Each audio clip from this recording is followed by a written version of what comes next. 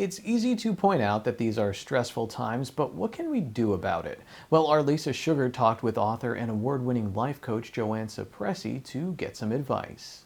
Unemployment and suicide are two topics we need to talk about right now in wake of COVID-19. We really, I guess, don't think about that too often, but it is having an impact, correct? Yes, it's having a major impact. And most people aren't aware of it because it's happening in people's homes right now, behind closed doors. But I'd like to share some facts with you. Every year we have 45,000 suicides that happen every year due to unemployment.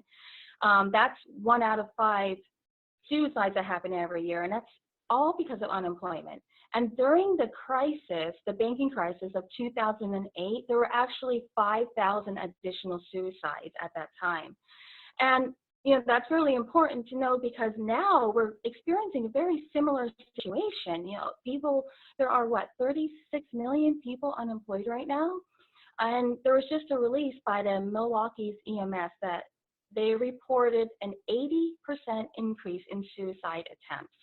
So for people who might be experiencing a problem, how do they know if they're having a problem, and what advice would you have for them?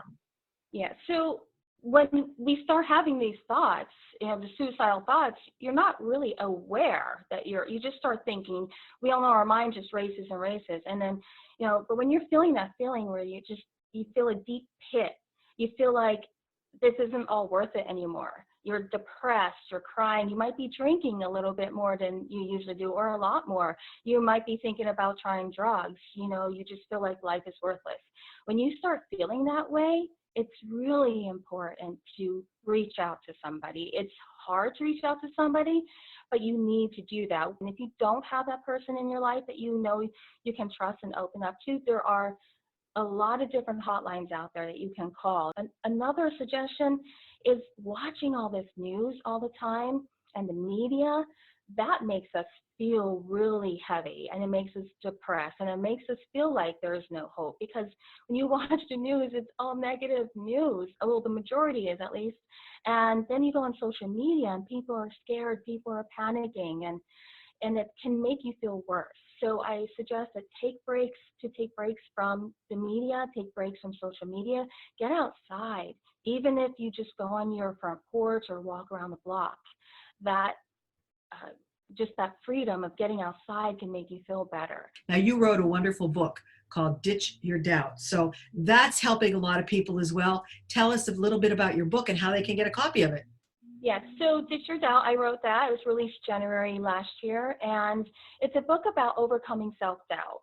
And it also helps you to learn how to be more confident, learn how to retrain your emotional and thought patterns. And when you're stuck in this rut of depression, loneliness, even suicidal thoughts, your patterns are like just going and going, and they're trained to think that way. And so you need to retrain the way you think. And my book actually teaches you how to retrain step by step your thoughts, step by step your emotions, and even your behavioral patterns. Thank you, Lisa. And to purchase Sapresi's book, go to ditchdoubt.com or follow her on Facebook and Twitter.